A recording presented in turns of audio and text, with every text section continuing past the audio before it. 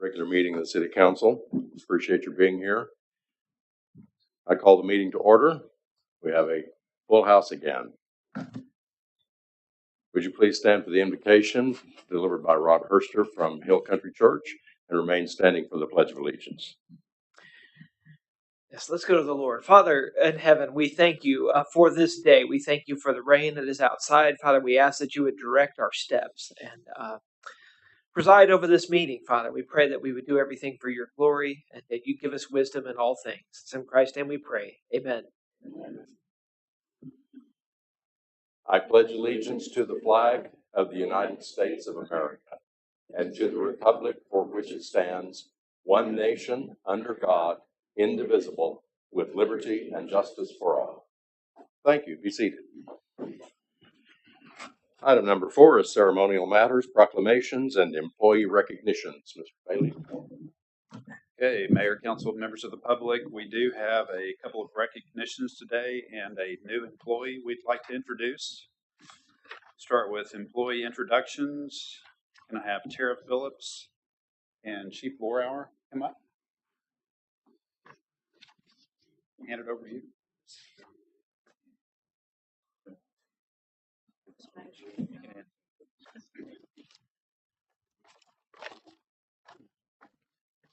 Good morning, Mayor and Council.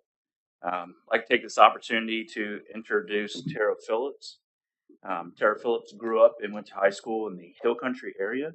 She is married to retired Patrol Sergeant Brian Phillips, who recently retired and had a great career with us. So I'm pleased to bring her on board as the administrative assistant to the chief. After graduating high school, she attended the University of Texas, Austin, and received a Bachelor of Arts, Geography, Environmental Studies, and a geology minor. She continued her education at Texas State University and earned a master's in Applied Geography, Natural Environmental Systems. After graduating with her master's, she started at Western Solutions Incorporated in Austin, where she worked from 1999 to 2017. She was a geoscientist, Geographic Information System Analyst, GIS Analyst, and a project manager and supervisor during her tenure there. After moving on from, or leaving Western Solutions, she came to work locally in Fredericksburg and worked for 2 local banks as a loan administration specialist, a loan operations specialist, and a deposit operations specialist. When she found out that the position was open for the administrative assistant to the chief, I was very pleased to receive her application. Knowing her on and off through Sergeant Phillips throughout the years, I believe she was would be a great fit, and I was right. She was a great fit. She's been working as the administrative assistant to the chief for the last 2 months and doing a great job. Thank you.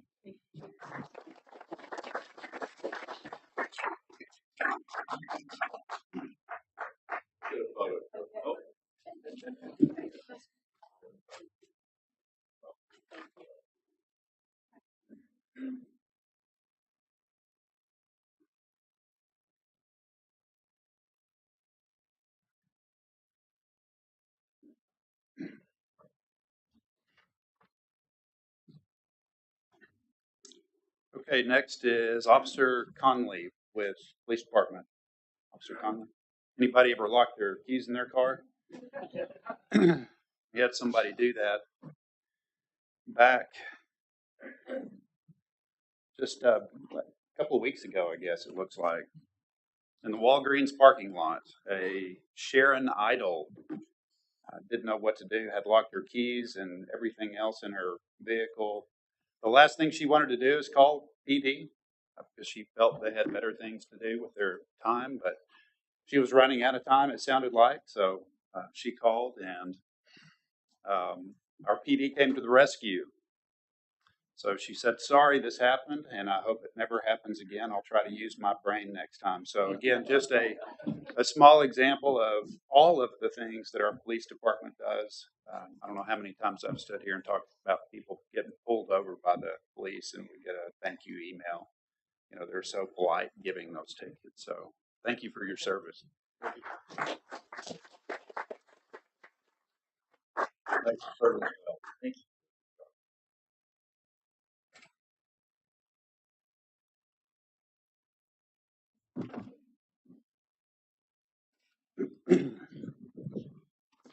Next, I'd like to recognize members of our finance department. We have three of them with us today. David, Laura, and Krista, could I have you come up, please?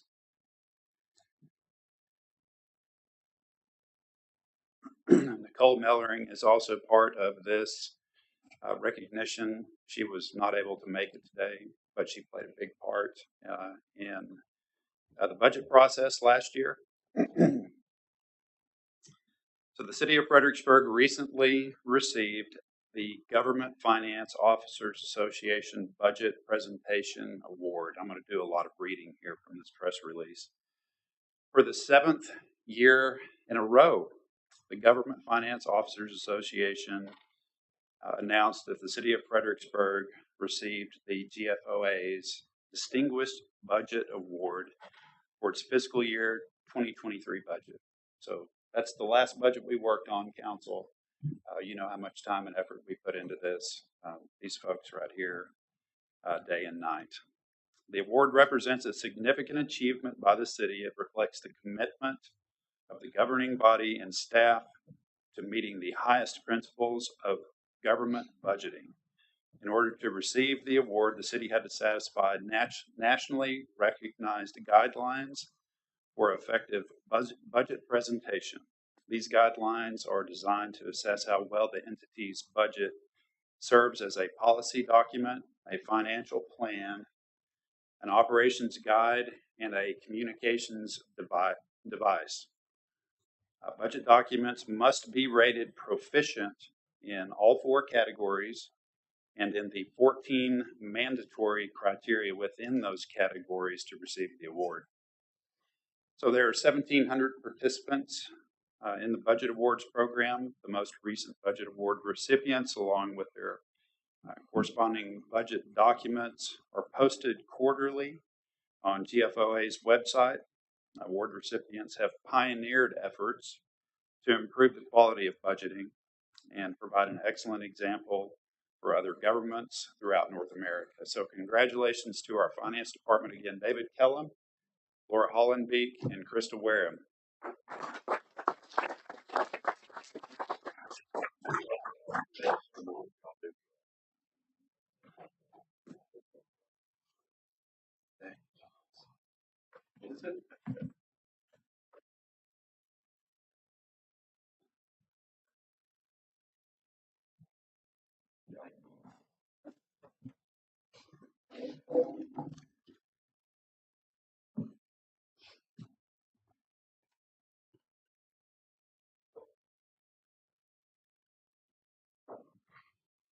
Item number 5 is council comments. Council? None here. None there? I have one, but I do. I attended the airport advisory board meeting yesterday. Just a couple of things to report on. The T hangar occupancy still 100% with 27 on the waiting list. Fuel sales for the first 2 months of the year are down from last year by a month, but still ahead of total for last year this time. And but in March, Jet A fuel is on the increase, so more jets are coming back, and they're still planning on exceeding last year's volume, so which was record over 500,000 gallons for the year. The 75th anniversary in open house is May 20th. Just keep that in mind. And the airport's very busy. We've got a little over $5 million of capital projects, 3 new hangars being built. 2 of them are for very large jets that will be based here. And a lot going on. So it was a good meeting. Thank you. the newspaper last week printed on the front page some of the factoids about the community survey that was responded to by our comprehensive plan consultant team. And I just wanted to say that there were a lot of good things about the results that we got. One was the response rate, which is very pleasing and pride-giving to us. that we had over 1,100 people respond to that survey when they say that the usual response is about 1%. One thing stuck out on me, though, and I wanted to make a comment about, and that was the 32% who said that they believed they were getting their money's worth for their taxes. I'm assuming those were all county people that said that, but I did want to comment. That was supposed to be a joke on the county, obviously didn't land. But I would like to hear from people. That's 68% that said they do not feel that they're getting their money's worth for their taxes. And I'm not hearing that from people. So that was a surprising statistic to me. And I'd be interested to know, you and your friends and those watching at home, what would you say to us with regard to the reason you answered that way if you were one of those that said, we don't feel like we're getting our money's worth? Because we're about to enter budget time, and that's going to be a lot of our discussions, of course.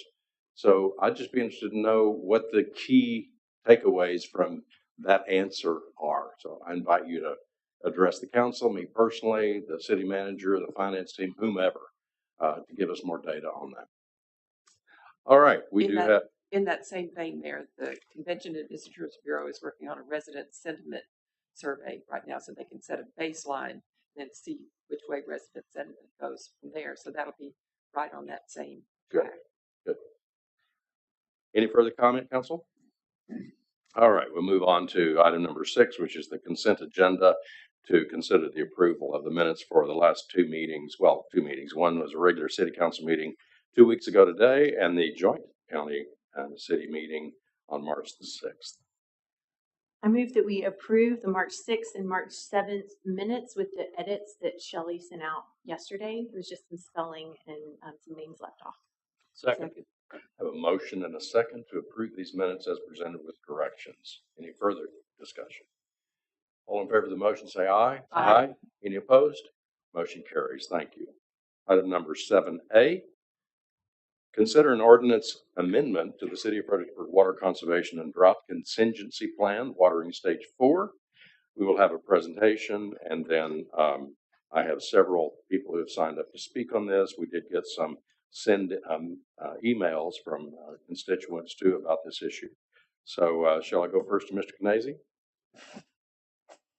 Sure. Okay. Morning, Mayor. Morning, Council. So over the last couple meetings, we've been talking about where we are with our aquifer levels, long-term weather forecasting, really looking at the data, and looking to make this move from stage 3 to stage 4. At the last council meeting on March 7th, we visited about a number of different items within the ordinance and looking at maybe making a few of those revisions. Those revisions are in your packet for consideration today. I'm happy to go through each one of those in more detail, answer any questions that you might have, that you've been hearing from people on.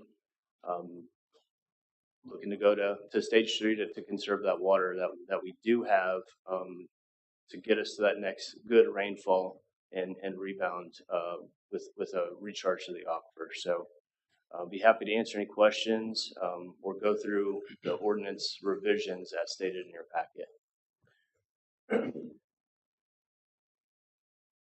All right, let's, is it okay if we hear from our constituents about this now, or do you want to ask Chris questions now? Shall we move on? All right, let me just comment or encapsulate the comments that we received. Francesca Poston, this is emails to the city council. Since we don't have sufficient water, why is the council approving seemingly endless new building permits? Sonia Rivero, who, by the way, commented about some difficulty she was having with the website. Shelley, I'm assuming you got that and know how to respond to that. But she is asking that we reconsider or not consider the evening time watering because of the difficulty it has on older folks who tend not to stay up that late, and also those who don't have automatic landscape irrigation systems, and request that at least the watering period be from 5:30 to 9:30 rather than what's in the proposal of 5 to 9 as one of the options to 7 to 11. And then Jeanette Hormuth and also Shelley, she commented that it was difficult for her to find the form too. So let's address that. But her issue about the watering was, again, the evening time is difficult for people who work at night and so on and so forth. I don't mean to say and so on and so forth as to be dismissive. I'm just saying that the gist of her comment is that the evening time is very difficult on a lot of people because they work and so forth. I do have 2 people in the audience who'd like to speak to this. Mo Saidi, you want to come up?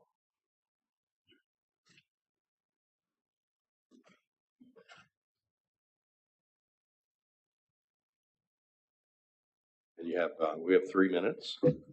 Yeah, thank you, Mayor. Thanks for your time. My name is Mo Saidi. I live in the city. My comments are more in general, and really is in terms of understanding exactly our policies and procedures where we go. Last time when I was here, I was told that I was wrong in regard to some stuff. So I have done some research, and I want to bring that up for your considerations and see where we go. I had some presentation that came to your attention so you can follow me. There are really 2 governing statutes regarding the water conservation. One is on the Title 13 on the state statute, water and utility, particularly on the municipal water and utilities, and Section 551007 very specifically and clearly states that the municipalities can adopt and enforce water conservation measures in the municipality city limit and also inside EJT. It's very much quiet on the subject of outside EJT. So give that as it may. Then we come to the city ordinance, and city ordinance, obviously, Article 2, and I provided some of the section 47, 43, 47, 45, and so forth. It basically gives the city the authority to do exactly the opposite when it comes to outside EJT. And it says that all the customers of the water utility, are under these provisions and regulations that the city has. So the next page, really, it begs the question, do we have a conflict here?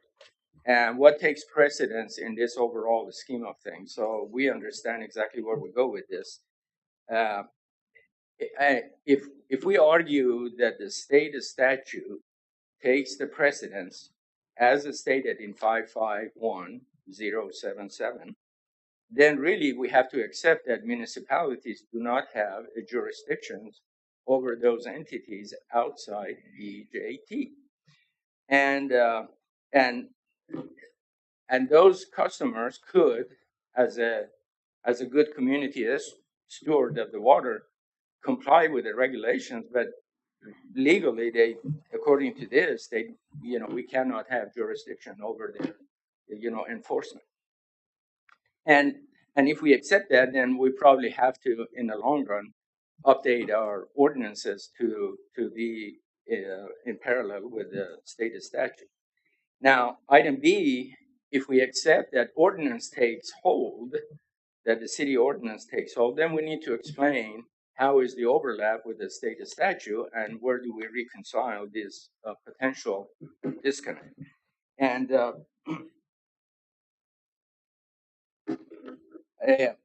so the other part of it is with the city statute is that, is my time up? Go ahead and finish your thought. Okay, and I looked at this is how do we comply with these restrictions? I know the goal currently in a stage 3, we are supposed to have 15% reduction in the average demand usage, the daily usage, and about 25% reduction in the maximum daily usage of the water. And my question is, have we met that? We have been in that stage 3 for the past 10 years or so. Did we make it? Did we show verifiable document that we do? And if we really didn't, then it kind of lends itself, how do we go to a stage 4 that now places 20% reduction on the average daily usage on 40%. So do the metrics really mean anything in this regard? Can we really do it? Because with a new development and the customers coming in town, at one point we're trying to reduce the water. On the other hand, we are having more demand on the water usage. So these targets are basically a moving target. You can never really hit it. So it's not, in my line of work, when we write specification, it has to be clear, crisp, and verifiable. In my judgment, these goals are not verifiable. But leave that as it is. Today we are where we are, and I'm with you guys.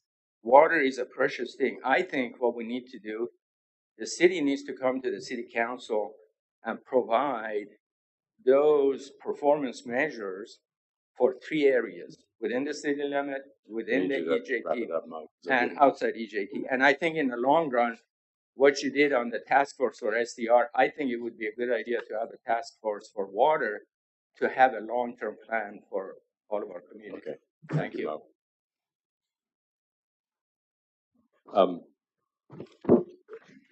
Mo provided a couple of page research, so I would have to spend some time with this before I could respond very well with this. Thank you. Alan Breacher.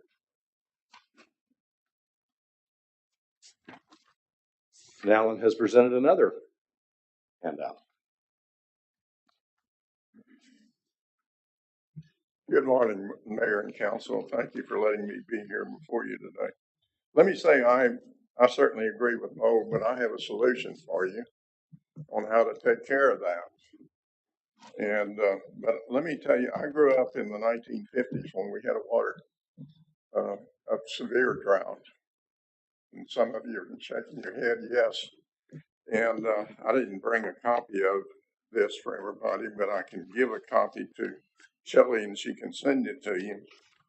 This is in regards to the Comal Springs in New Braunfels. The main spring there dried up. There was a big issue related to saving the salamanders and everything. And it was done. And that, back in the 50s, we saved salamanders from, back then. But back then, the deep one of the monitoring wells there dropped down to 612 feet. And I think they run in the 630s and 640s now. And the springs have never dried up since then. We're in a drought now. I grew up in that. I understand it. You look at the Guadalupe River in Kerrville, it stopped flowing, and many rivers stopped flowing. Canyon Lake there were over 200 reservoirs, I think, in the state constructed after that drought. And Canyon Lake was one of them, constructed by the Corps of Engineers in the 1960s. So I have big concerns.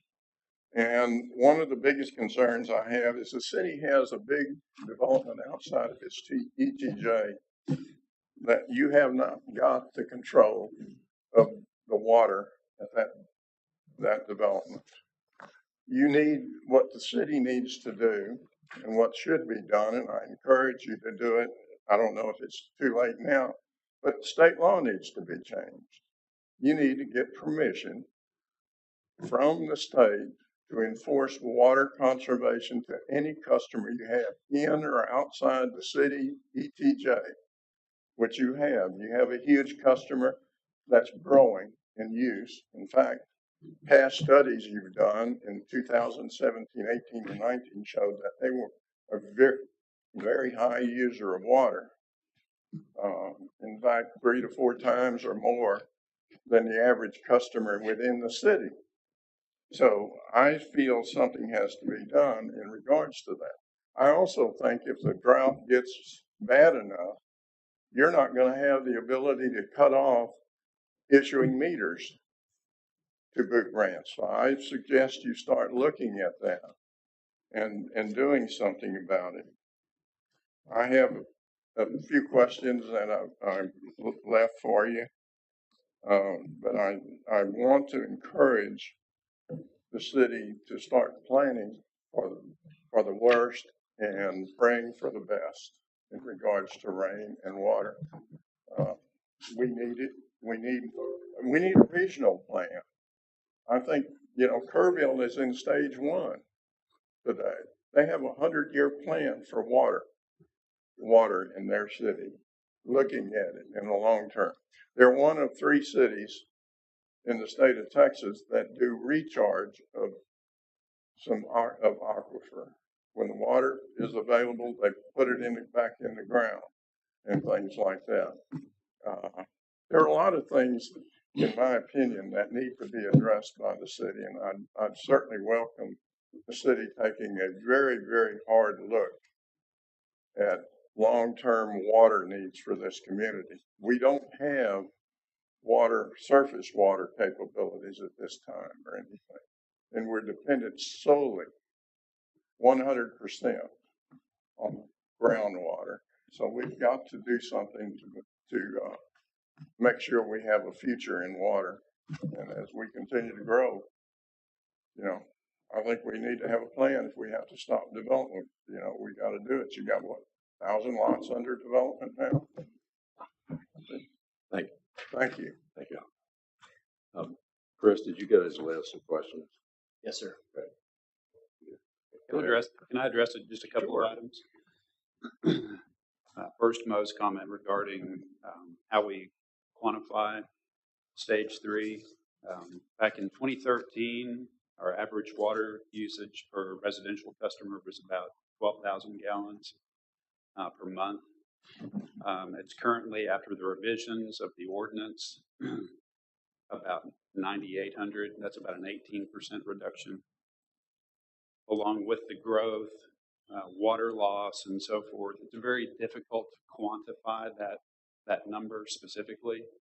But through monitoring of smart meters and so forth, excuse me, we're able to do that a lot better these days. Alan's comment regarding Boot Ranch using 3 to 4 times more water per customer than in town.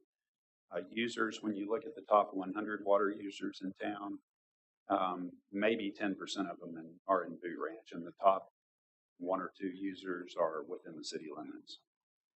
Kerrville stage 1 is different than our stage 1 is different than a lot of other cities' watering stages. Their primary source of water is surface water. Mayor, out in West Texas, it's a use it or lose it mentality. They lose more to evaporation than they actually use.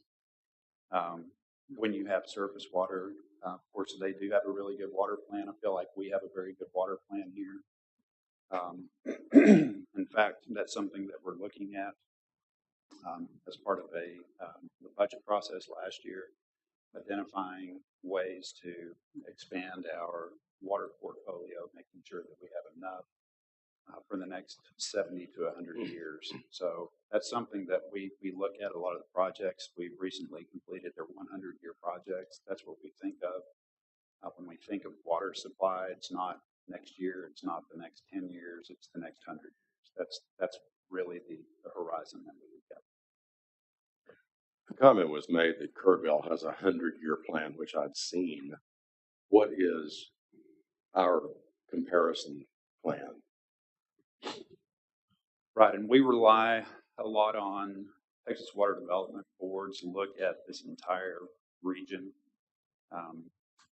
Fredericksburg, Gillespie County, there's no additional water supply according to the state water plan based on our historic growth in city and county. We're about 1.2% growth rate within the city limits. When you look at, I think it projects out to 2070. There is little, if any, additional water supply needed or recommended to be developed for this area over that time period. Nick, could I follow up on one comment that was made here? With regard to the city's ability to enforce a conservation plan outside the jurisdiction, outside the ETJ, did I understand it to be that this was maybe not something that was provided to the municipality through the municipal code, but from the state Texas Water Development Board. Can you clarify for me? Sure, I'll be happy to clarify that. The ordinance, as you know, most city ordinances only apply within the city limits. A few we can apply in the ETJ, those are limited. The statute that was referenced is an enabling statute that says the city can enforce its ordinances in the city limits and the ETJ related to water conservation. However, when we adopt an ordinance related to water conservation, we're also creating terms of service for our customers. And every public utility is required to have a drought management plan by the state, by other state statutes. We are a public utility. You'll notice that in the ordinances related to our drought management plan, there are a series of tools. There's this group of tools in the ordinance that apply differently to customers depending on whether they're in our ordinance jurisdiction or not. And by that I mean, if there's a violation of the water conservation ordinance by customers within the city limits, we can file complaints in municipal court, try to assess fines and so forth. But as to any water customer and all water customers, wherever they're located, whether they're in the city limits, the ETJ, or outside the city limits, our terms of service have other tools for enforcement, including possible disconnection of service, surcharges, and so forth. So I think there's a confusion about how Texas home rule cities operate. And that is, if this statute that was referenced says cities may not enforce their water conservation ordinance outside the ETJ, then that would be a preemption. The statute doesn't say that. And when it's read in conjunction with the requirements of water conservation under other statutes, as a public utility, we have a duty to enforce outside the ETJ or wherever our customers are located. So I want to just make it clear that the ordinance isn't only an ordinance for enforcement within our city limits in ETJ. It's also terms of service for every customer we have. As applicable to wholesale customers, we have to look at other means to try to meet our goals for each stage. But all these rules apply to every single customer that receives water or sewer, and also applies to customers who are not water or sewer customers. If they have a well that provides their water within our jurisdiction, they are still required to comply with this terms of service in this water conservation plan. So that's a roundabout way to say state preemption doesn't work like was represented earlier today.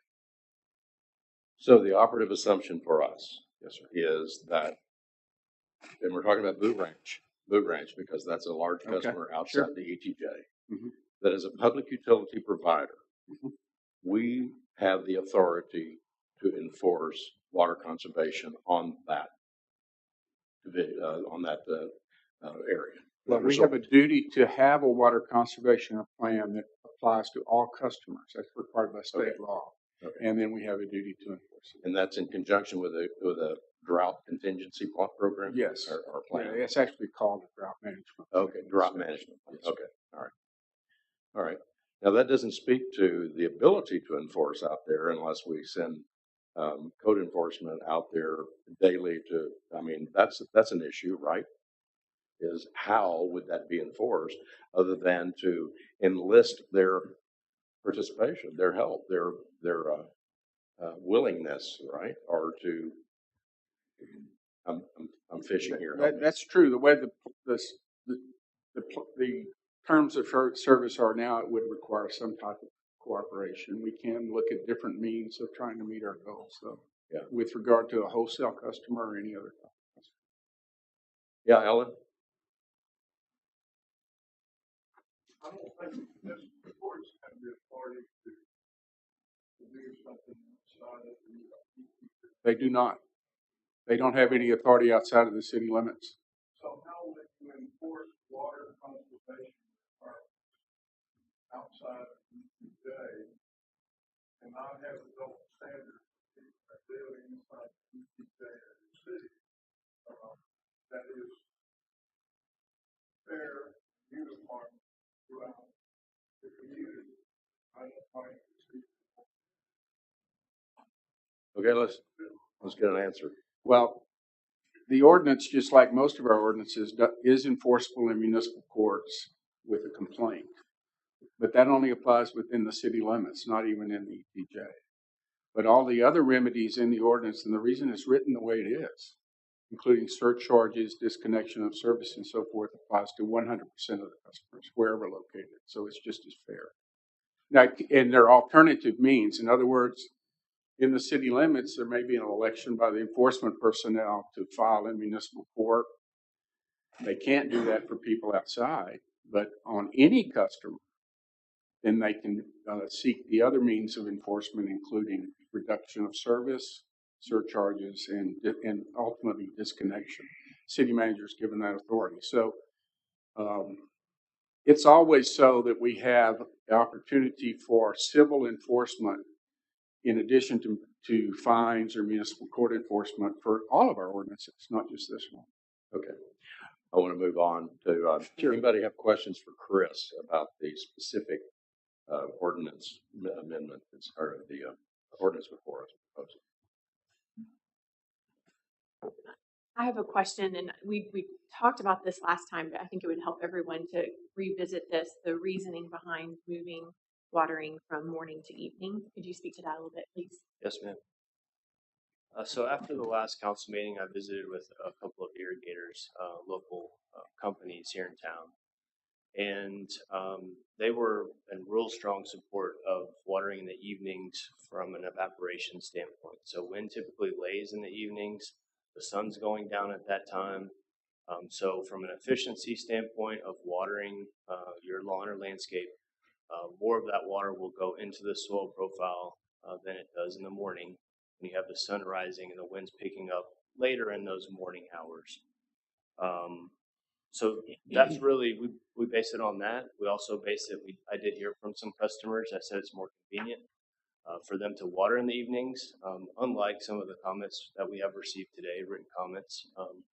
But people are coming home from work. They're available more so than getting up early in the morning. Speaking for those that don't have irrigation systems, if they have an irrigation system, they program it, it comes on, they're sleeping, what have you. But really focusing on those that don't, they just, customers that I talked to felt like it would be easier for them in the evenings. In the mornings, they're going to work at 8 or a little before 8, 7, so they lose a couple of those hours. So that's why in the ordinance, for your consideration, we did recommend that 7 to 11 evening.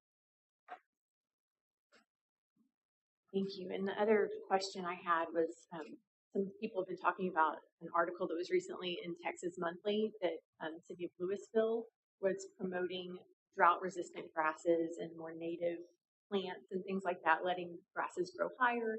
And my understanding is that is very separate from our water conservation measures. That's something that could be addressed in the comprehensive plan as we move in more of a drought-arid climate. Yeah, obviously we encourage those sort of plantings when people are putting in new lawns or xeriscaping. So there's no grass or a very small percentage of grass and more xeriscaping.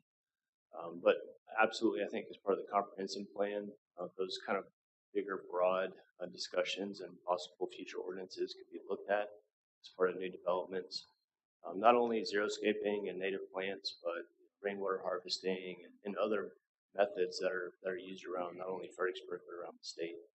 And there are some good examples here in town of newer homes or retrofitted homes that have that sort of landscaping and rainwater harvesting.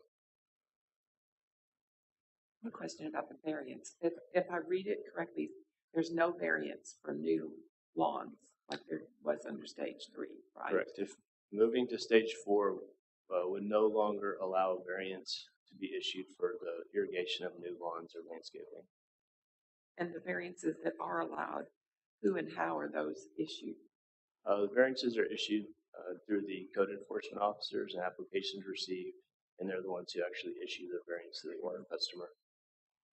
Thank you, Chris. Yes, ma'am. I'd appreciate a response, excuse me. I'd appreciate a response from staff, anybody, about what is clearly a mixed message that we send. We do a water report that is somewhat disturbing. We're lower than we've been. We keep going down trends, et cetera, with our water resources. And then we're continually approving new construction, new housing. Housing is an issue in the town, so we tend to think, well, we need more. We hear that the population growth most of the time is 1% which doesn't sound like a lot, but I'm sensitive to the fact that we might be sending mixed messages. On the one hand, we got plenty of water for the population growth we have, but on the other hand, we've got these developments on the board and so forth. So in a staff level, how do y'all deal with what appears to be a mixed message? What would you tell us that we should tell our constituents? Sure. Well, I'll start. Clinton, Garrett. I know I'm feel asking free you to Sure. ad lib, but that's. We have a very good water source in the Ellenberger Aquifer here below Gillespie County, and I've talked to Paul Tiber in regards to other communities that might be utilizing the Ellenberger, and there are other communities that use the Ellenberger Aquifer, but because of geological formations, it's really kind of separated, even as far as Stonewall from Fredericksburg. There's basically a break, and so we have a pool of water underneath us. Unfortunately, that pool of water just hasn't been recharged to the extent that we would like it to recharge every year on an annual basis. So we do have a very secure water source here in Gillespie County for the city of Fredericksburg in the Ellenberger Aquifer. But it just continues to drop because it doesn't get recharged. Looking at additional water supplies, and I'm specifically speaking to groundwater. As Alan mentioned, surface water, we have the Pedernales River. It's very tied to the Ellenberger Aquifer as it fluctuates with water levels. It would be very challenging to get a surface water supply out of the Pedernales. With that being said, there are some times during floods or high water use, as Alan mentioned, the ASR, Aquifer Recharge, Storage and Recovery type project. City of Cripple does have one of those.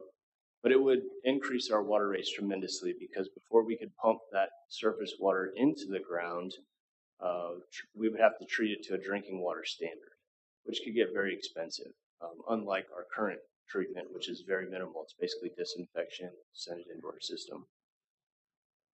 We do have the water supply, basically future groundwater availability study, looking at possibly expanding that a little bit to a broader horizon of what other water supplies might we possibly tap into, and really utilizing Paul Tiber. He has a wealth of knowledge that has been in the business for a long time, and really breaking down and looking at that further.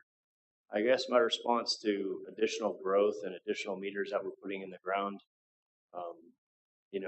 it's something that, again, I don't know that we can limit the number of permits that are issued.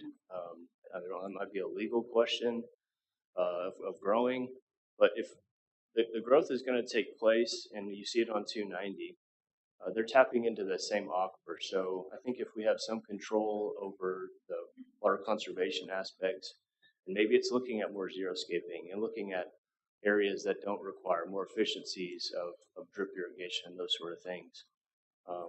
But I think the message is that we do have water, but it just hasn't been recharged over the last, say, 4 years like we would like to see it annually. So we're just trying to kind of bridge that gap and get to those next good rainfalls that do recharge, and hopefully we come at a stage 4 back into stage 3, or maybe even a less restricted stage at that point. I don't know if that answered your question. Yeah. So perhaps when we do a water report, well, and Paul mentioned this at our combined meeting a couple of weeks ago with the county and the city, where he gave essentially a good report that that in my opinion, he said, we've got sufficient water resources to accommodate what is a routine growth. And the projection is out to 2070. Is that what I heard? Yes, sir. And by the way, that water plan is being updated right now. So every 5 years, the Texas Water Development Board puts out a new plan. They're currently in that process. I think it's going to be released in 25. Right. So a couple of years from now. And they've applied a continual moratorium on new wells in the county. So what I'm assuming, what I'm hearing you say, and I'm not a water person, so thank you for the education, and council join anytime, that the dire situation with the water resources in the county right now that you show us on the graphs has to do with the lack of recharge, but that we assume historically there will come a time when that sufficiently recharges and we're not in any anxiety-ridden state about water. However, I think we tend to send messages that we're in that place, so we all got to stop and do this, and the graphs show low, and we're in a non-recoverable state, et cetera. But we're not, is what I'm hearing. Yeah, I think if you look historically at what the Ellenberger Aquifer has done, it does recharge when we have that significant rainfall. We just, not just the last year, but over the last 4 years, we've really have not had. Well, we've been below average rainfall the last 4 years. And so we have had some recharge, but every year we start a little bit lower than we were the previous year. It will return, but we have to have the rainfall in order for it to return. So we're hoping. We're in a stage of hoping. And like Mr. Breacher said, pray to God we're not in the 1950s again with long-term drought that doesn't have the recharge that we needed. So. And I think, Paul even made that comment during his presentation that it is a very cyclical pattern. Yeah. And our job is to try to make decisions at some place on the cycle, and we don't know where it is actually. Sharon. So would I be correct to say that if you limit outdoor irrigation, because that's 65% of our water usage, that we do have the ability to grow like the subdivisions that are being built? Is that because we have water for inside use, it's outside use that's the problem? Am I saying that correctly? Yeah, outdoor water use is definitely the area that we're going to conserve the most water on for sure, just because of that percentage. And you can see it in the monthly usage or the monthly pumpage rates during the fall and winter months. We're about half what we pump, during the summer, during the peak of the summer. Sometimes a little bit more than that. So it's very evident that outdoor irrigation is the area that we're going to meet those reduction goals, or hope to meet those reduction goals, without a doubt. All right, Council, about the specific proposal before us, changing it from morning to evening. As Council Lady Kirchner said, some people say, I've heard from both, as you probably have. Morning's better, evening's better. I've heard from both experts who say that the evening time encourages fungi, and the morning, but my comment last time was, can we help those who don't have the automatic systems? And encourage compliance rather than just making it very difficult. And I don't know what the answer is. I always have to go with one and see. Do y'all have any other? I think the thing that would be most helpful to people who are having to drag hoses is having 2 hours in the morning and 2 hours in the evening, because not everybody comes home from work at 5 and can water their lawn from 5 to 9. Some maybe go to work at 3 and get off at midnight or something. Then they can water in the morning, but maybe not be able to water in the evening. I'm just trying to think of. So like 7 to 9 and a.m. and 7 to 9 p.m. or something like that? So in other words, could you get a variance for some of those hardships? Mm-hmm. I'd rather see it across the board than variances. I don't want there to be a whole lot of variances issued. I'd rather have the ordinance fit our constituents. What do y'all think of that? Well, the current times are 5 to 9 a.m. and 7 to 11 p.m. Just to be clear, it's not 5 p.m. that it's starting to water. So It's 7 to 11. Okay.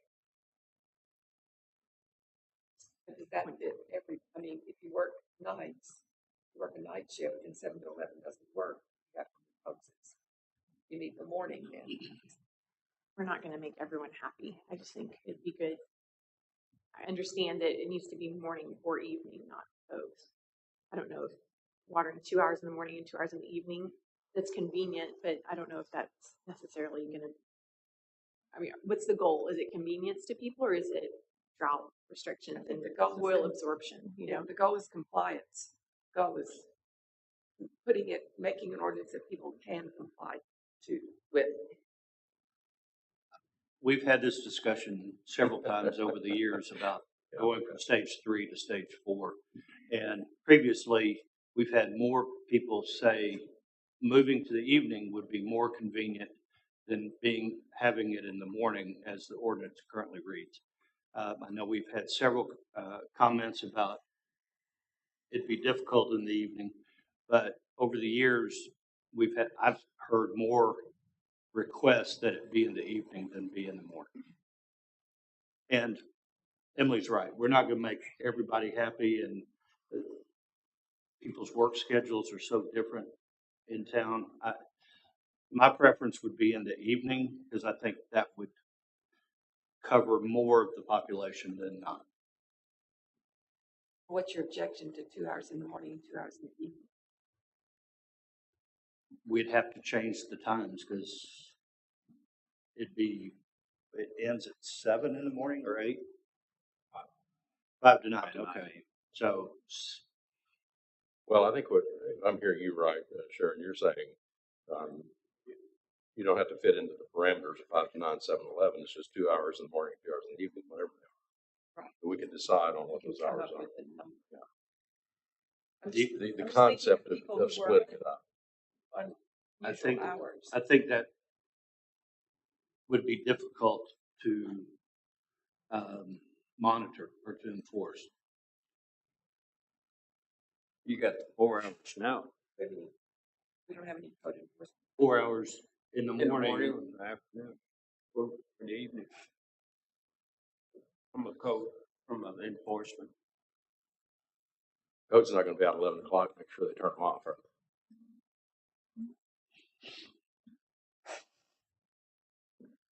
Any response, staff, to what the discussion's going on here? I mean, that's a good point about when code enforcement will be monitoring things.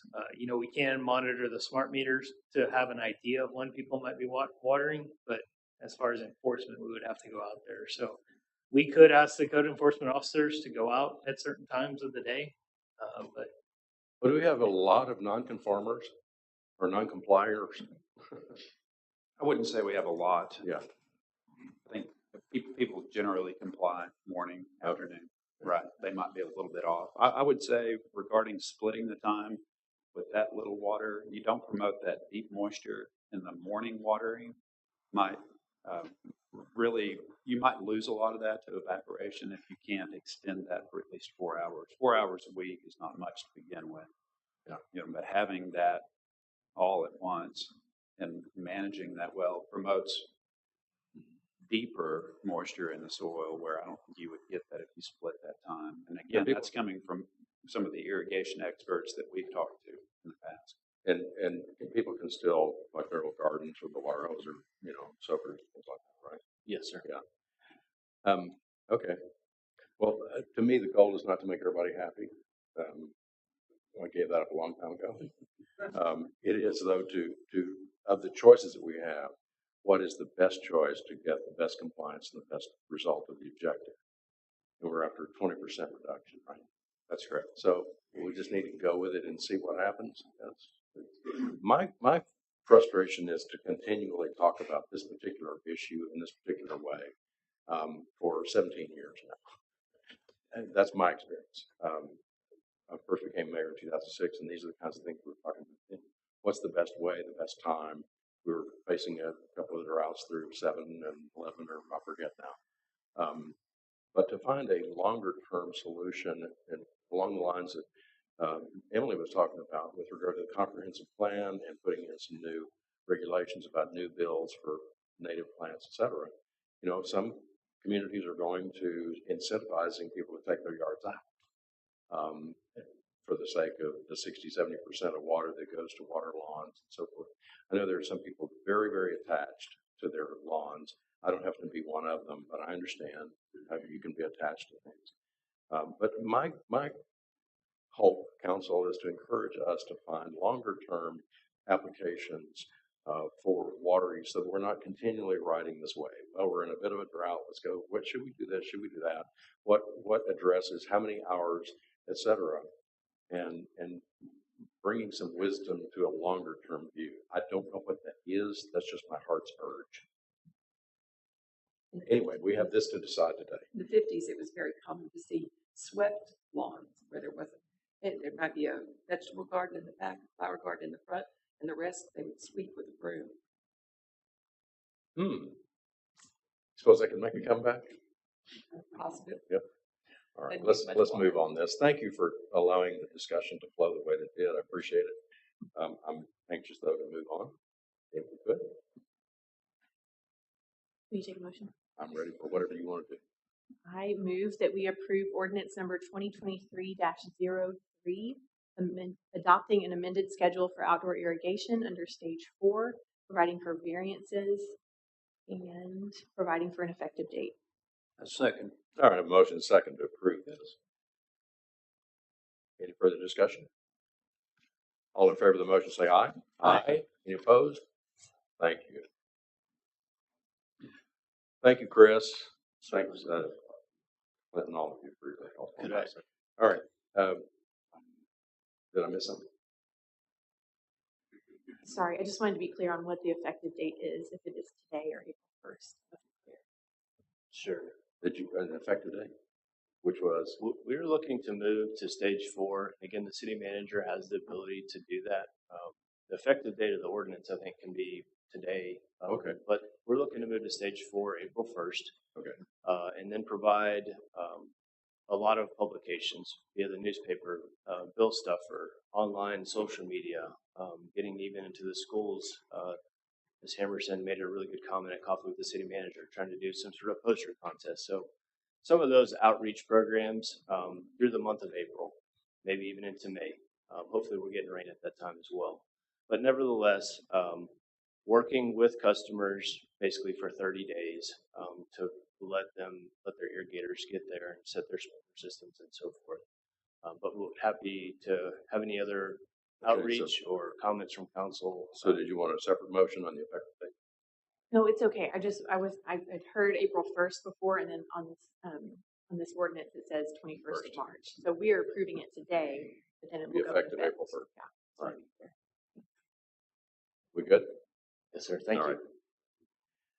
7B, consider approval of resolution 2023-04R, amending authorized representatives of the city of Fredericksburg's tax pool accounts. Laura, are we going to hear from you? Good. Good morning, Mayor and Council. Tax poll requires a resolution to change the authorized signatures on our accounts with them. And due to my upcoming retirement in the near future, we need to change those. Currently, David and I are the authorized signatures on those accounts. We need to remove my name and add Krista Wareham to those accounts. Who are those names? Who are the names? Yeah. You're David, authorizing, aren't you looking for names? David Kellum and Laura Hollenbeek are the two authorized signatures at this time. We'll have a resolution to remove my name from those accounts and to add Krista Wareham along with David Kellum to those accounts. That's so moved. Second. Well, that was easy. Motion second to approve that request. Any further discussion? All in favor say aye. Aye. Any opposed? Motion carries. Thank you.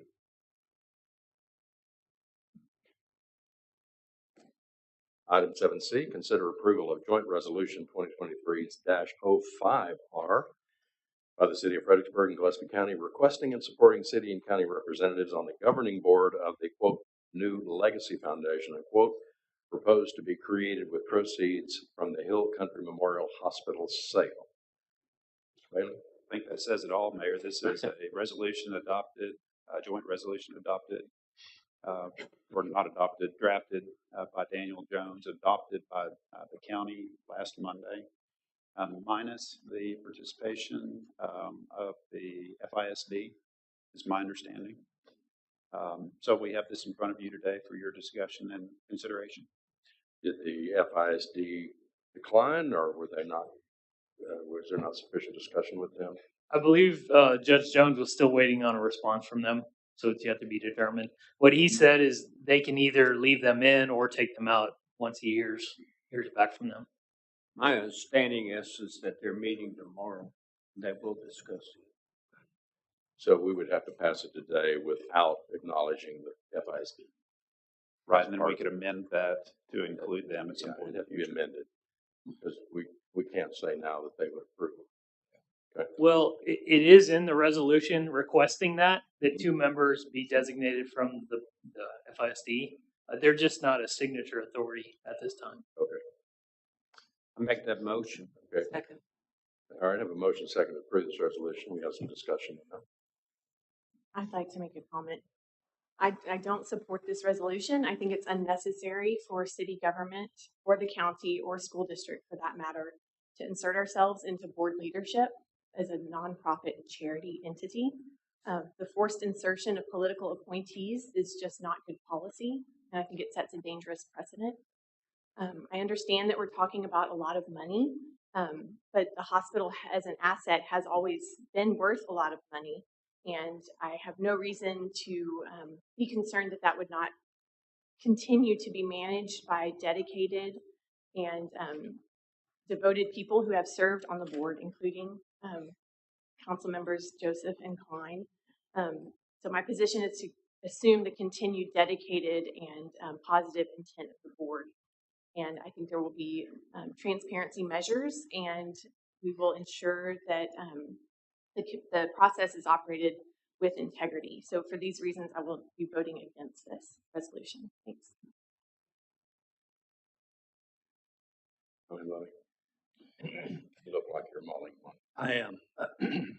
So if we pass this resolution along with the county and possibly the school district, the legacy foundation that is being set up could basically ignore this. Mm-hmm. All we're saying is we would like to have representation on the board that we choose. That's correct. I believe the intent was so that there would be some input from the community, since it was a community hospital and all the funds had been raised by the community. And in rebuttal to Emily's position, I would say they have proven not to be transparent in what they do and not to be really good stewards the way they handle it. They, by their own admission, they did a really bad job of presenting it to the community, and by removing their trustees' names from the website, really exhibited that they don't intend to act in a transparent method.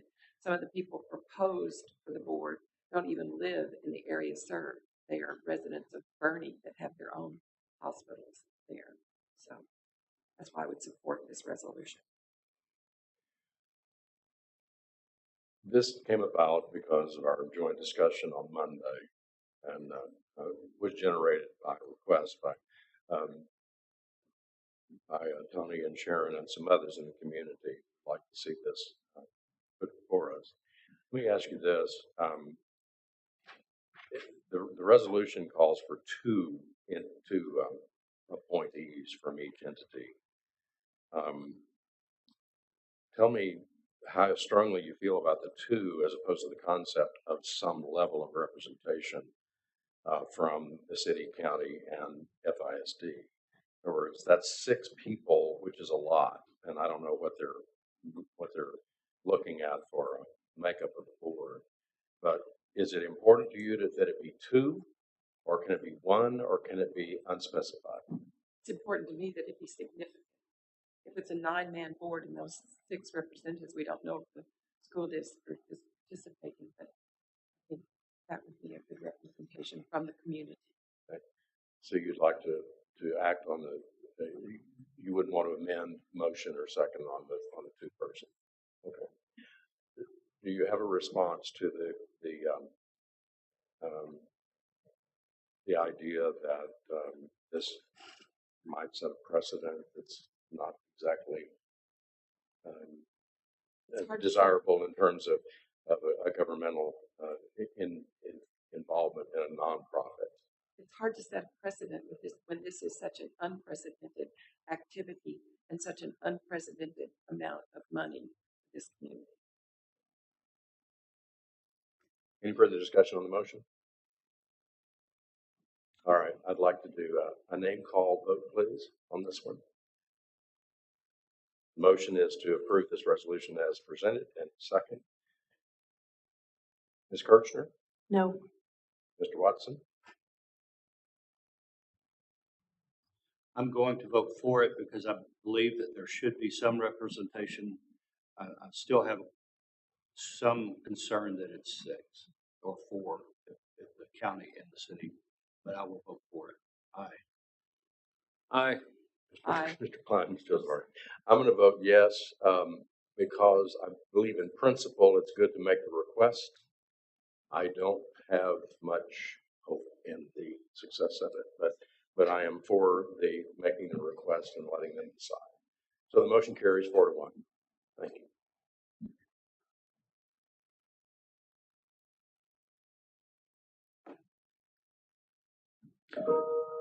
What was that?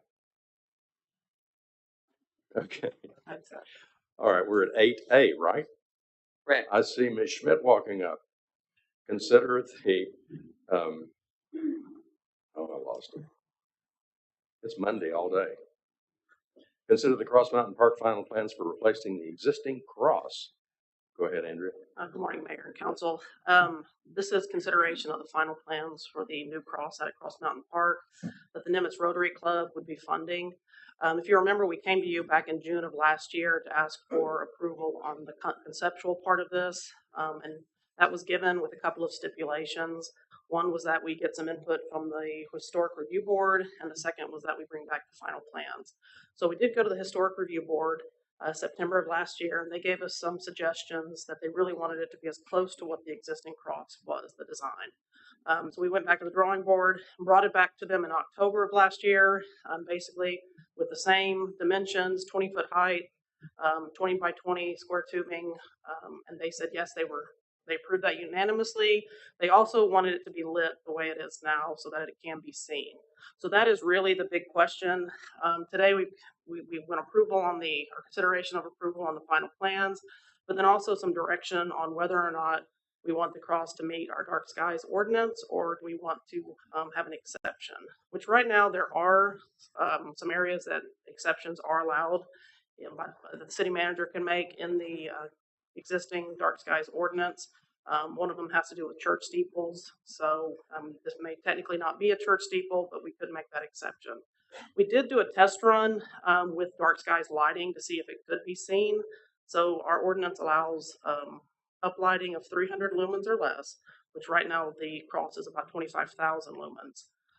So with the help of the electric department, which I appreciate, we went out and did some uplighting, and it could be seen from Cross Mountain Drive or at the top of the cross, but it could not be seen from a couple of blocks back. Cherry Street, couldn't see anything. So, I mean, the whole point of dark skies is not to have light pollution. So right now, if we wanted to make an exception, we could maybe decrease that lumens, maybe half, and it would still be seen much better than it would be at 300, which is what the ordinance allows. We also have it set on a timer right now, which shuts off at midnight. We could continue to do that. We can even shut it off earlier if you'd like. But we really just need some direction on whether or not you want it to meet the dark skies ordinance or if we want to do an exception, and we can make it work either way. I do know the Nimitz Rotary is spending a lot of money, so it would be nice if it could be seen. Is the photo you presented the dark? Or was it at dusk? That's unfortunately when you try to take a picture with cameras at dusk, it overexposes and it makes it look a little brighter than it actually is. So that was after dark. Okay. And that was taken on Cross Mountain Drive at the 300 up lighting. Kyle Tribes was at the top of the cross and he held the light up head height because you really couldn't see it at all when it was on the ground. Mm-hmm. So it makes it look a little brighter than it was, but it could be seen from Cross Mountain Drive, but it couldn't be seen from much farther than that. And is the cross lit 24/7, or I'm sorry, dusk to dawn, or is it? No, it's set on a timer right now. So depending on the time of year, it comes on at 6 or 7, and then shuts off at midnight. It stays on all through the night. It shuts off at midnight right Shuts now. off at midnight. Yes, Okay, sorry, I didn't hear at the latest midnight. Okay. All right. Would you check that out? Sorry. Would you check that out? Yeah, get up at midnight. Okay. Yeah. That Cross Mountain's been there for how many years? 1800 sometimes. You know, what I'm wondering is people moved in there with Cross Mountain there, with the light.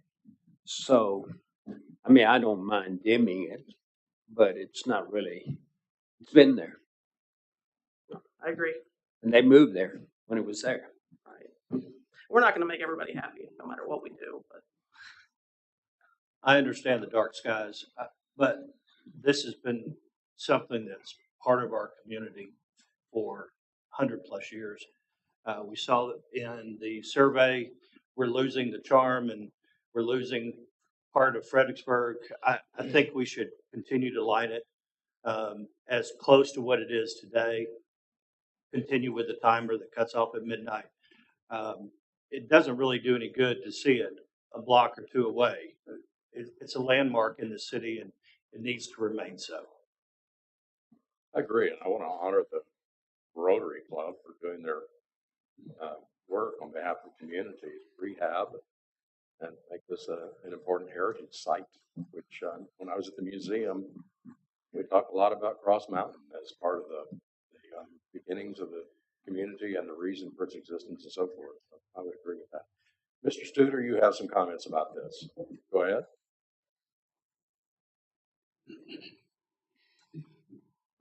Okay, so, we have some great improvements there. The bathroom, parking's good. We can take advantage of the garden and especially the view. So this is Cross Mountain Park. But you can miss it when you're driving up North Milam, and if you're not already planning to go there, you could totally miss that turnoff. I would like you to consider that this is an opportunity for a destination point, not just a landmark. Okay, it should be a destination that we're proud of. Okay, when you go into that parking lot and you say, "Wait a minute, how do I get up there?" And there's this odd approach to getting there, which is not only ugly, but it's just like, can we really get through here? How do we get up there? And then when you get through there, you've got a really rough path that it's difficult for my wife to get up there because of her ankles. But I imagine there's lots of people that are that don't see that as very inviting. So we need safe access. We need an inviting entry. I believe that we should have descriptive plaques at the top. This is a historical place. So, I mean, what did it look like when the Comanches were there? What did it look like when the cross first got up there? What about the Easter fires, and what about, labeling what the current landmarks are that you see from a good point? I mean, these are things that could attract people to there. And you could also schedule events up there. I mean, maybe there's an Easter event, but if we used it as an event site, also that might make it more of a destination point. Better publicity, better access, but in general, this is an opportunity. And if you improve the cross itself, why not improve the whole destination and make it someplace that we're proud of? Thank you, George. I have a question for George. George, this is really great ideas, but they also cost a lot of money. Are you suggesting taxpayer dollars for these? Oh, Rotary changes? Club would be just fine. Great idea. Thank you. The Studer Family Foundation. And Andre, did you want to address that ugly entranceway? I understand it, but I think you can explain it better than I. Thank you, George. Yeah, so right now, the Cross Mountain is, Clinton and I have talked about it several times. There's a lot of things that we'd like to do out there. We've made some small improvements over the last 7 years, but the entryway isn't very pleasant. We've got electricity lines that run right through the front of the park. We'd like to move that entrance over to the middle. It's just time and funding, and it's mainly time to get to that, because that's really a kind of a smaller project that Parks Crew could probably do itself. We wouldn't have to hire a contractor. We have made some repairs to the trail a few times, but then we have a big rain that comes in and it's right back to what it is. And we don't want to pave it. Yeah, we don't, right, exactly. We haven't wanted to pave it because we do want to keep it as a natural park, and some of our nature groups have requested that. So it's on the list to make repairs at some point. Isn't the entrance the way that it is to keep bikes and motorbikes from going up onto the mountain, which is really Correct. important? Yeah, we don't want bicycles or anybody with motorized vehicles driving up there, because that would just cause more, more issues with the trail and damage, and also it's very dangerous. It's kind of a uncomfortable way to kind of squeeze through there, but it prevents bicycles and people with motorized vehicles from getting in. Several years back, we looked at, excuse me, making it ADA accessible to the top, and the quote on that was over $1.5 million. Yeah. So yeah, we looked at doing a trail that would provide easy access, or it'd be some boardwalk so that somebody could get up to the top if they had difficulty walking or were in a wheelchair. But it was that was 6.5 years ago. It was $1.5 million, so I can only imagine what it is now. Thank you. Clinton, if we approve this final plan, does that include the dark skies waiver or exception? Or? Right, we can look into ensuring that is included as an exception. Again, it's an existing condition that we're going back to and matching what was there originally. All right. Okay, so if I can move this. I'll make a motion. We approve the final plans and a variance to keep the lighting as is or similar to what it is, creating a variance for dark skies. Second that motion. Motion second then. To that effect, final plans for the existing cross on Cross Mountain. Any further discussion? All in favor of the motion, say aye. Aye. Any opposed?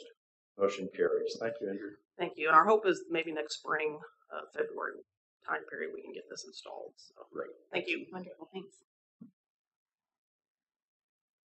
Item 8B, consider amendments to the LCRA electric easement. Is this Chris? Okay. Yes, sir.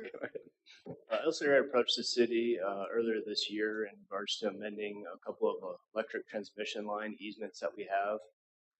They have existing fiber within those easements and on that infrastructure currently, but currently they don't allow anybody else to get onto that fiber. So other providers to basically branch and run long distances to other communities, as LCRA transmission mains are stretched all across the region. So LCRA approached us about amending our existing easement to allow that effort and getting people onto that fiber to stretch, benefiting residences, businesses, municipalities, institutions all over basically the state, particularly in the western and southeastern portions where their transmission mains run. They're obviously compensating the city, as stated in your packet, for this amendment. And there's two easements that they're requesting this amendment on. Both of those are also in your packet. I'd be happy to answer any questions that you might have about this proposed amendment.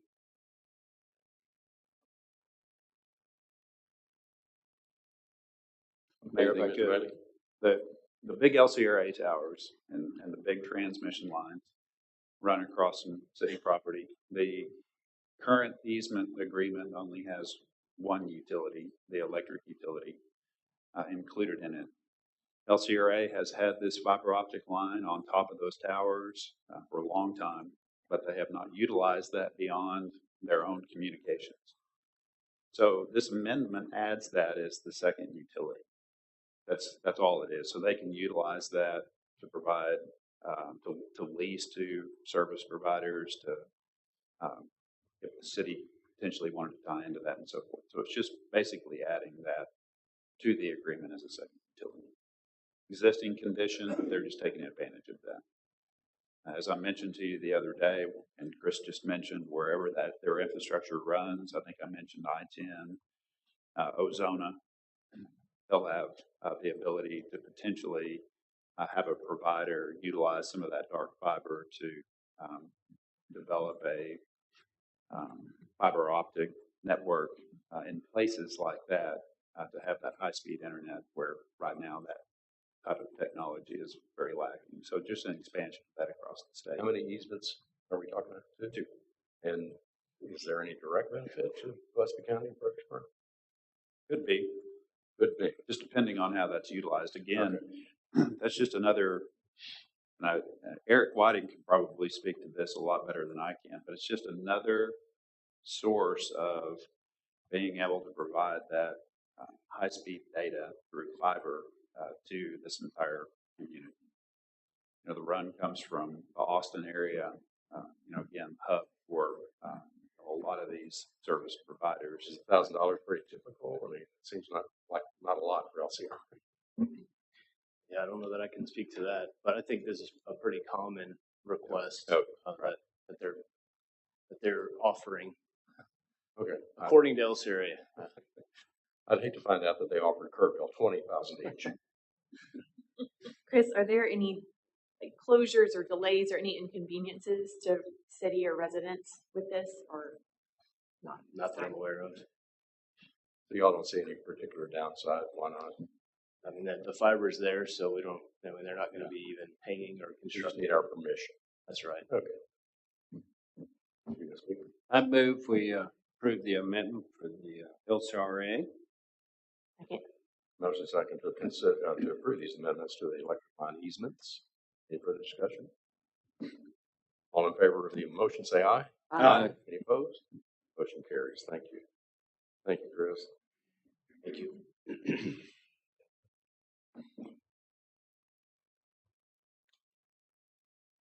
All right, we're at consider the construction contract for the remodel of municipal court lease space. Mr. Bond? Yes, sir. Good morning. I've put together a short presentation to go over with you this morning. Judge Becker is here as well, so if you have any specific or detailed questions you have, feel free to chime in at any point. We'll be happy to answer them. So, Eric, next slide, please. So since 2018, municipal court offices have been housed across the street at 103 Industrial Loop.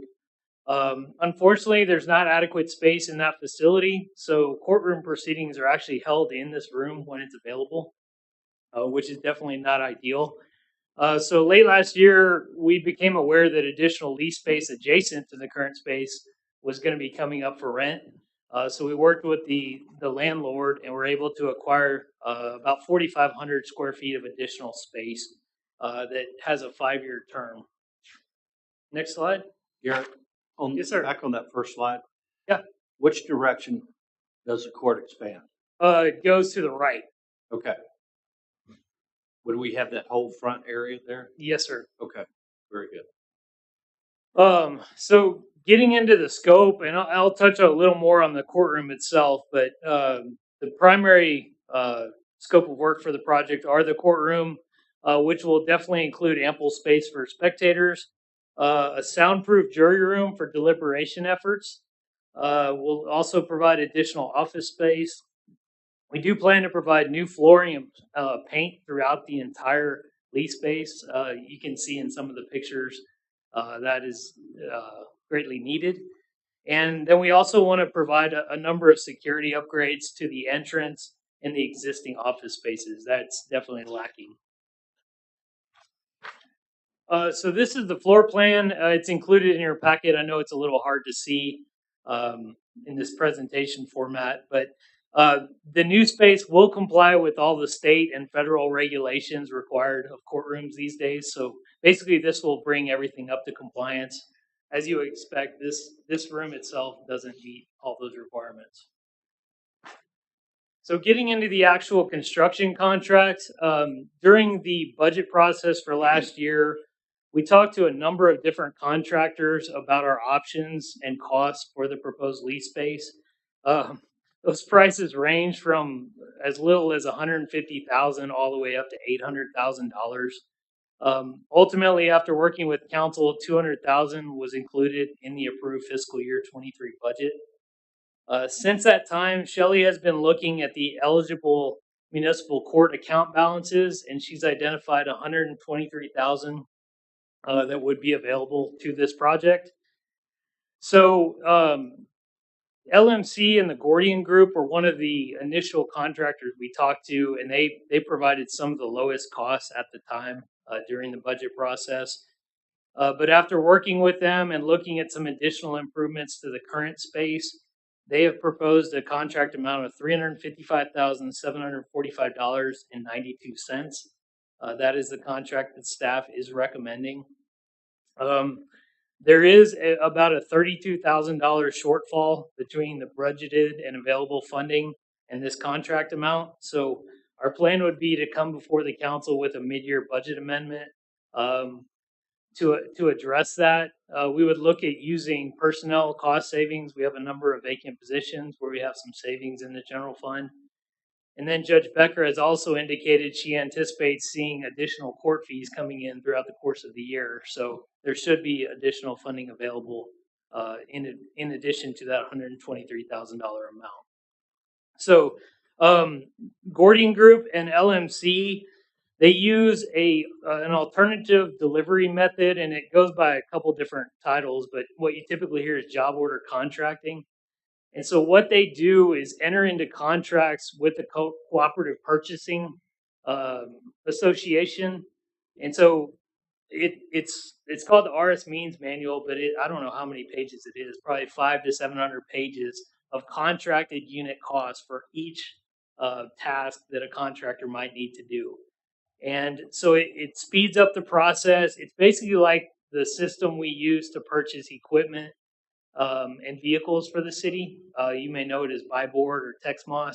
So it's the same type of deal, except that it's for contracting. As far as their experience here in the city, we have received a number of quotes from them in the past. They have never been selected as a contractor on a project. But I did work with them on a number of projects in another municipality, and they were very successful. They do a good job. The other thing is they are available to start in the next 2 to 4 weeks, is what they have indicated. Some of the other contractors we talked to had indicated it may be 6 to 8 months before they could get started. Why that's important is because the Texas Supreme Court has put out some new directives. They're kind of cleaning up the emergency orders that were utilized during COVID, and they're going back to the original rules that require the court hearings to occur at the actual municipal court space. So I believe Judge Becker indicated we have an exemption to continue to utilize this space, but that's just because they know we're working on a project to move it over permanently. The other thing I would mention, I talked about the additional office space. Now that we have the administrative adjudication process up and running, our thought is to look at moving that, or at least the hearings, to this new court space.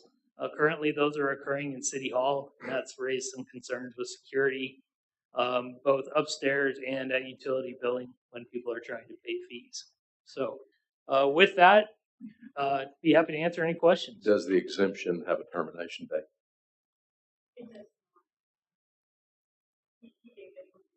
Okay. That's not to say I wouldn't want to move on it. I just wondered if that was a factor. Thank you. Again, I think the important thing is they know we're working on a solution. Okay, so before us is the approval of this. Yes, sir. Again, this would be the construction contract in the amount of $355,745.92. Garrett, thank you for your work on this. And I know y'all worked really hard, Judge Becker, in finding funds, because it was a little scary when it was well over the budgeted amount. So appreciate your work with that.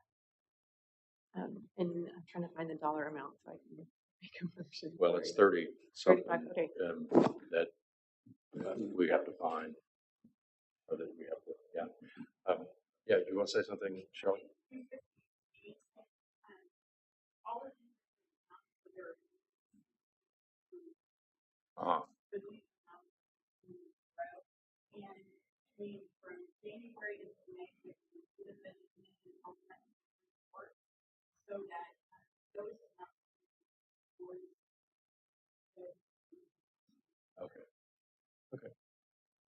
So we might consider a reimbursable plan, reimbursement plan. Right. Okay.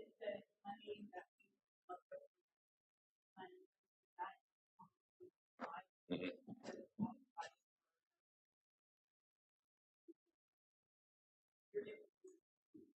Okay, thank you. I move that we approve the construction contract for the remodel of the municipal court lease space in the amount of $355,000, $355,745.92. Second. Motion second to approve this contract. Further discussion on the motion? All in favor say aye. Aye. Any opposed? Thank you. Thank you for the hard work y'all done on this. I know it's been a while.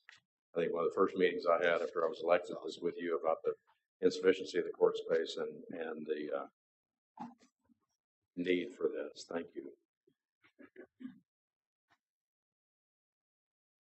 Item 9A. 9, City Manager's Report.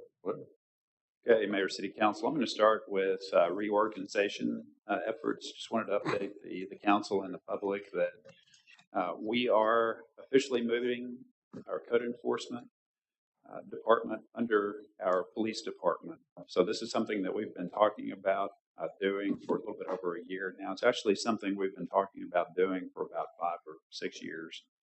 Now, I think it makes a little bit more sense now, have the support of the code enforcement officers, development services, also the police department, all of the lieutenants. We've met several months ago and talked about this move. Our police chief reported a couple of months ago about a research project that he did as part of the Texas Tech Highland Lakes Leadership Program that he was involved in, and that was code under PD, the benefits of that, and so forth. So there are a number of communities that have this type of scenario. We're working through a lot of details right now. Space is an issue over here. We're working through the ordinances, making sure that PD and code understands exactly what all the processes are, working with 2 different software packages, making some tweaks there. And we're looking at making the official physical move probably sometime toward the end of April. I think this will result in a much more effective and efficient code enforcement process. I've spoken to a lot of you individually about how similar code enforcement and PD are in terms of taking a violation from the actual incident to all the way through the court process or administrative adjudication. That is what PD does. We're not real good at managing that process in development services, whether we're talking about watering violations, noise violations, whatever the case may be. I think just based on our conversations, based on our research, this will, again, be much more efficient and much more effective at resolving these violations in the community. Demands on development services has expanded quite a bit in the last few years. I know that from my previous tenures. Yeah. Right. Okay. Right. So looking forward to that. Also wanted to announce a recent staff promotion. If I could have Krista Wareham come up to the podium, please. We have recently promoted Krista Wareham to our new finance director. As Laura is leaving the organization at the end of this month. Laura, how long have you been with the city of Fredericksburg? 39 years with the city of Fredericksburg. So she's done a lot of wonderful work. She's a wealth of knowledge. If you see a black car parked in front of City Hall on the weekends, that's Laura. I think she works 7 days a week, 18 hours a day, pretty much. So she's put in a lot of really good time and effort. The budget award that the city has received over the last 7 years is largely in part of all of Laura's hard work and also her wonderful staff. So we've gone through the process of posting the position, accepting applications, and after evaluating all of the information, we have promoted Krista to this position. I have all the confidence in the world in Krista. She played a huge part in working with me, and I know I was very difficult this last budget.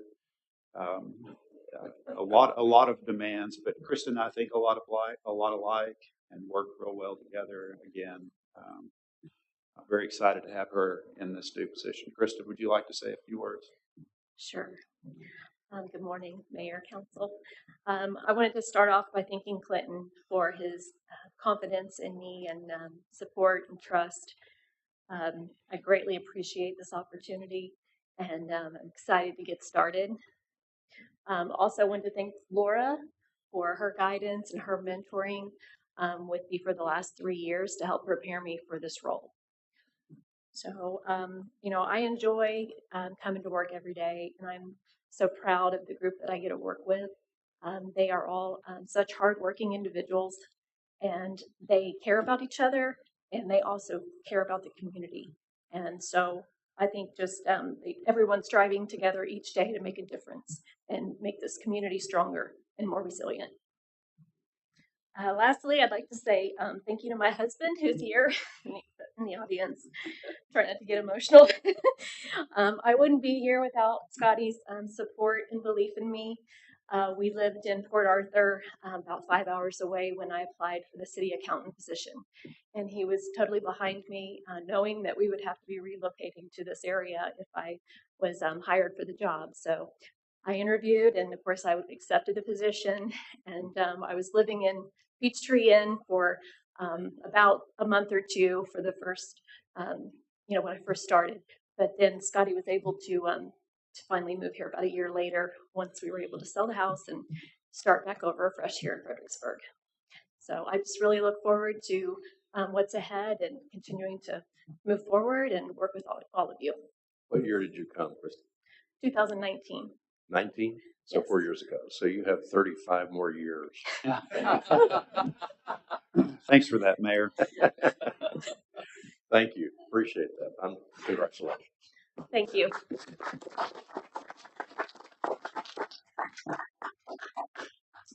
Legislative update. I'll be brief here and ask Emily to help me through this. I really just wanted to provide the council with a schedule. So March 10th was the last day for bills to be filed, and the last day of the session is May 29th. So a lot of work in committee getting these bills either to the House or the Senate for approval. There's a number of bills that we're watching. Now that they're all filed, I will provide the council with a report on the bills that we're watching, what those would mean for the city of Fredericksburg. I didn't know if we might have any public comment on this particular item. I noticed Mr. Mahoney in the audience, but I would ask Emily if you want to provide an update on anything specific. Sure. So they set a record 8,153 bills this session. There's a lot to get through. Everything from appraisal caps, sale of parkland, super preemption bills. I know Mr. Mahoney testified against Senate Bill 149 by Senator Springer, which was kind of the nuclear option that would not allow cities or counties basically to regulate anything. It's like we could just dissolve because the state would do it all.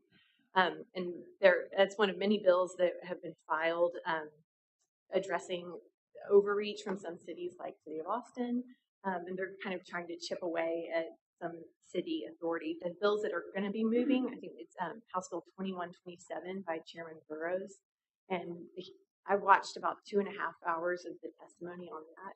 Not done yet. There's like 3 more to go, so I'll get back to you on all that. But there are many bills that we're concerned about from a city perspective. So happy to do any digging on my need as we look through this. I've reached out to Senator Flores and Representative Troxclair. Ellen said that we have a difference of perspective on what the bills would do, and she's co-authoring House Bill 2127. So I understand that we would still be able to regulate STRs through zoning, but that could be taken away just like that. So we're looking into it. Mike, you have a comment you want to make about that? No, I share your concern. There are 2 other bills.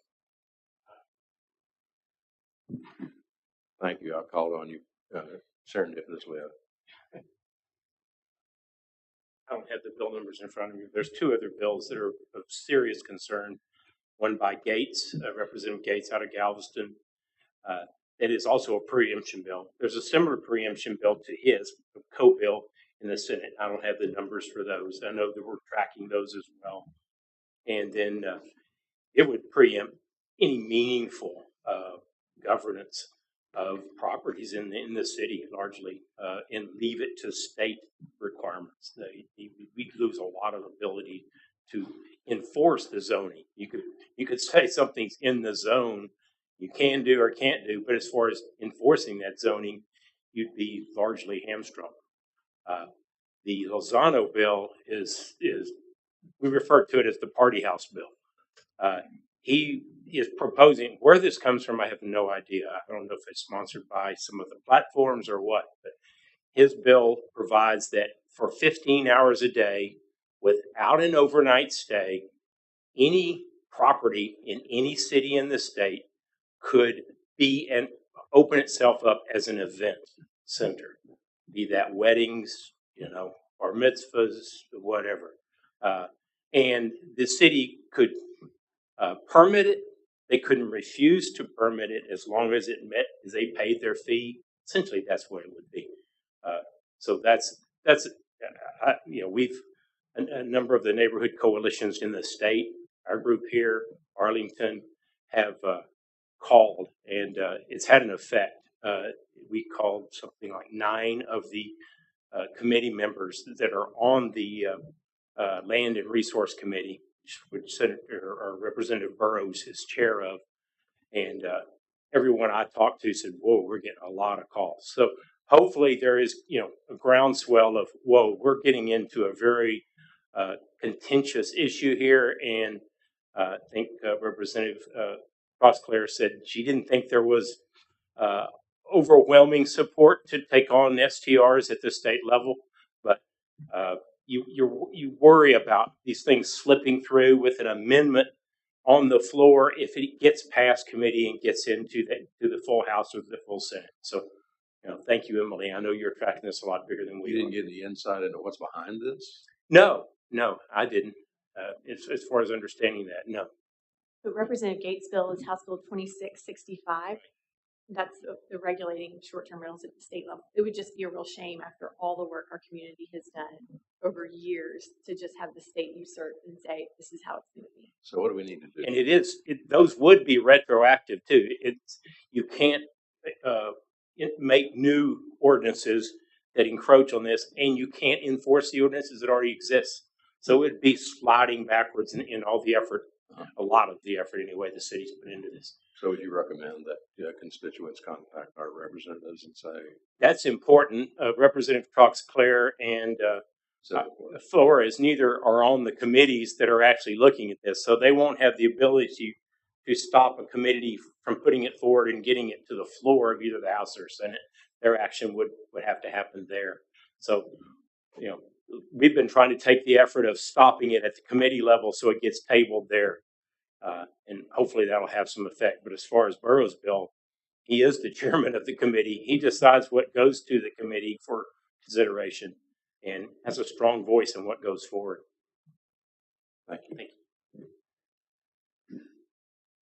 A short-term rental update, and I'd like to have a discussion with the council about moving forward from the mayor's presentation of the task force efforts, the 90-day process they went through to come up with recommendations for amendments to the ordinance and so forth. We did meet last week and worked through all of the proposed amendments to the roughly 106-page ordinance. I think we're probably at a pretty good spot. I know Mick has also provided comments regarding a lot of those proposed amendments. So the last council meeting, at the end of that discussion, I mentioned last time we went through this process, we made the mistake of not including P&Z in some of those very early meetings. I'd like not to make that mistake again, so I would propose that we schedule a joint meeting. In visiting with the mayor yesterday, we talked about potentially next week. We have polled P&Z regarding their availability. Anna, it looks like everyone is available just about every day next week. So we would like to start with that. and again, talk through a lot of the proposed amendments with both the council and P&Z, get some direction from both groups on trying to come up with a final draft that we might bring back to a second joint meeting so that we can get the nod from both groups, and then all of those amendments be considered by first P&Z and then the council. I know that there's some public hearings and so forth that we have to post.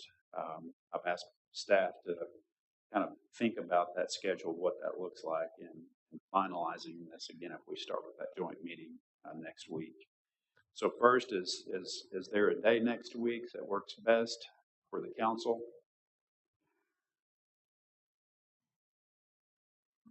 Personally, Tuesday or Wednesday are wide open. There's an eclipse meeting at 1:30 on Wednesday, but all day Tuesday, Wednesday. I'm good. Tuesday the 28th. Mick, would that meet your schedule?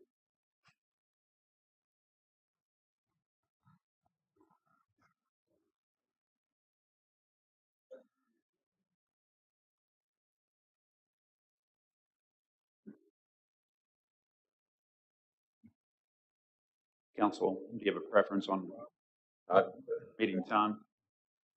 I'm open whenever most people can come, so I don't have any. Mid-afternoon, okay. Morning would be great. Yeah. 28th. 9 o'clock. And P&Z is good with that. Yes, we'll confirm, and if they are unable to make They it, hopefully indicated they they can provide comments in advance. Okay. Here So, in this room. Would you want to try and do it at the Cardinal Room, or? Well, it's not the Cardinal Room. Cardinal Room would be more conducive We to a voted for group the discussion. renovation. That won't be done by the 28th. No, sir. Okay. So with the time change, the sun won't be an issue coming through the windows at the Cardinal Room. So that would be something that. So 9 o'clock, the 28th, Cardinal Room. Is that what we're talking about? Okay. Thank you. I'm gonna text Chris Mead right now. And we can talk a little bit more about the final schedule, then give us a little bit of time to work through some of those details and make a proposal to the council, unless you have an idea right now, again, when you would like to try to wrap this up. I think there's discussion of if we should wait till after the election or comprehensive plan timing. I just think who knows what life's going to be like later this summer, so might as well. We've got the action items in front of us. Let's wrap this up. And then if more needs to be handled after the legislative session during the comp plan, that could be that. But these are specific recommendations that we're addressing. My request is to move it into, one is to honor the work of the task force, but also just to keep moving on this. That's just my request. Hope. Anna, you came from the back of the mic. Do you have something to say? Okay. You just want to be on camera? Anything else about that? All right, thank you. Okay, thank you. Item number 10 is items for future agenda, which we just kind of covered. But I mentioned to Clinton yesterday, I have received a request. Is that on? It is on the updated I've future received agenda a list. specific request to be considered as a appointee to the GCAD board. They have a vacancy coming up in June, I believe. We all got notice of that. And so is that our appointment, or is that just an appointment from, a replacement from any? So it is the council's appointment. The Okay. county also has one. Those two appointees will then go into the pool for the appraisal board to decide on the replacement candidate. So that's on carry the agenda next time. Yes, sir. Anything else? We have an update from Andrea on the addition of LBJ and Nimitz busts in the History Walk Garden and Memorial Bench for Market Plots. consideration of approving a future nature center at Lady Bird Johnson Municipal Park in concept, so fundraising may begin. Consideration of extending the lease for the Girl Scout cabin, and then a franchise agreement with Universal Natural Gas for the, what is the development on Friendship Lane, Chris? Friendship Oaks? Yes, sir. Development. That's all we have right now. Plus the GCAT one. Right, plus the GCAT appointment. Resolution to nominate a candidate to fill a vacancy on the Gillespie County Central Appraisal District. Anything else, council? Where are we on the interlocal agreement between the city and county that was discussed in our March 6th county meeting? Is that something we're waiting on the county, or we start that? I can check on the status of that.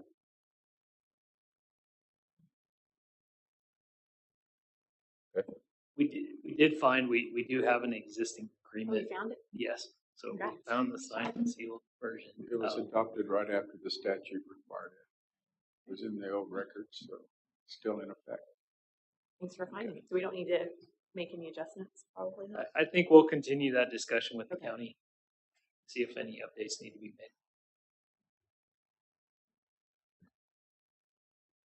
Is that covered, council? Okay.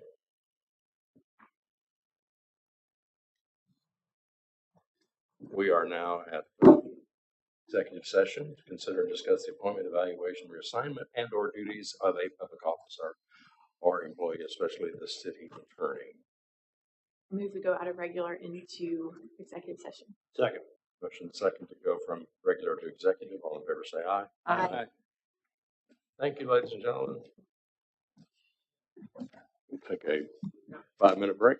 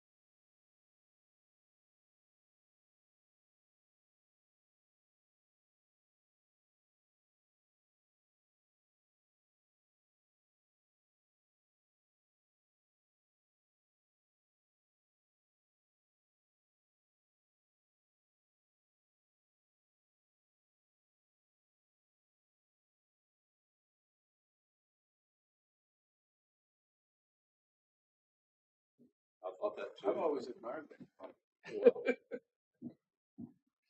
I've always envied that coffee. All right, we're back in regular session, and we have an action item on the executive session discussion.